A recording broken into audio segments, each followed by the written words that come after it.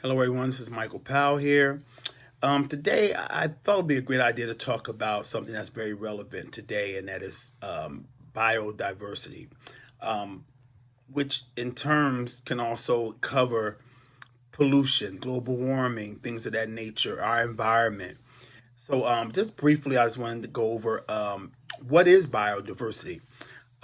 First of all, the term biodiversity comes from the biological diversity. It refers to the variety of life on Earth at all its levels, from genes to ecosystems, and can encompass the involuntary ecological and cultural process that sustains life.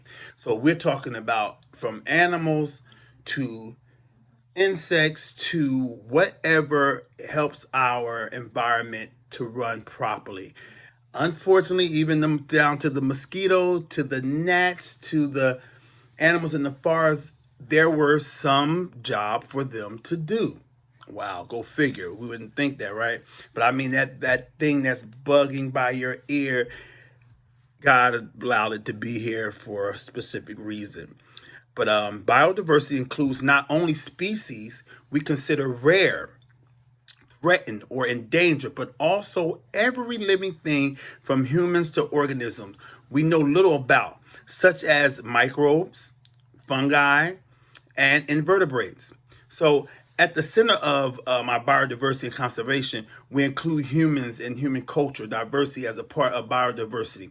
We use the term biocultural to describe the dynamic, continually evolving, interconnected nature of people and place, and the notion that social and biological dimensions are interrelated. So, basically, in biodiversity, it's covering, it's the science that keeps us living or keeps the world operating. It doesn't really deal with um, necessarily outer space, but it does deal with solar energy and things of that nature. So I guess it all kind of connects, but it really encompasses pollution, water, things that keeps the earth healthy and things that keep the earth unhealthy.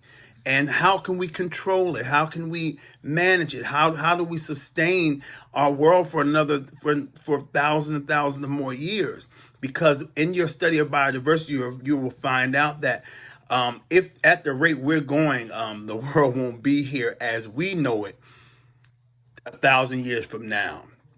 And because of the pollution, because of the global warming, because of the solar pollution and things of that nature, which is we will find out that the solar rays and global warming is actually a good thing because we do need the energy to come in. We do need the greenhouse effect, but we don't need the greenhouse effect until nothing's coming out. Well, not the greenhouse effect. Let me retract that. The global warming, which keeps the earth hot, which keeps the earth functioning. The greenhouse effect is a little different because if anyone knows what the greenhouse effect is, you understand that the greenhouse effect basically is when the heat goes into the greenhouse and it's trapped. And it's trapped in there, and the moisture is trapped in there so that the plants and the algae and the things that's growing in there can grow that needs it. But when you have heat that's resonated from the sun and it's coming into the earth, and because of the pollution is not going back out and coming back in because of the pollution that is surrounding the earth, then it's a problem because now the energy that we use and we recycle is becoming trapped.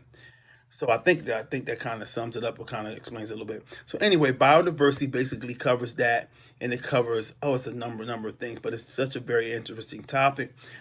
Feel free to look it up, and you can Google a lot of these different things. But the conservation, the fungi, the invertebrates, just kind of like just kind of look up biodiversity. You'd be surprised of how much it covers and how much you'll learn from it.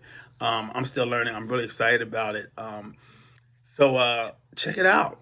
Learn about your community. Learn what things we can do to kind of keep this thing from maybe happening or keep our children around a little longer, and the grandchildren, children down here, down the line, so we don't become extinct like the dinosaur. So basically, yeah, biodiversity. Check it out. It's a good read.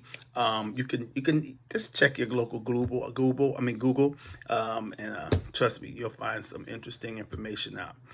And I'm pretty sure you'll be just excited about it as I am, because reading is fundamental and learning is infinite. So you never can know too much. So check it out.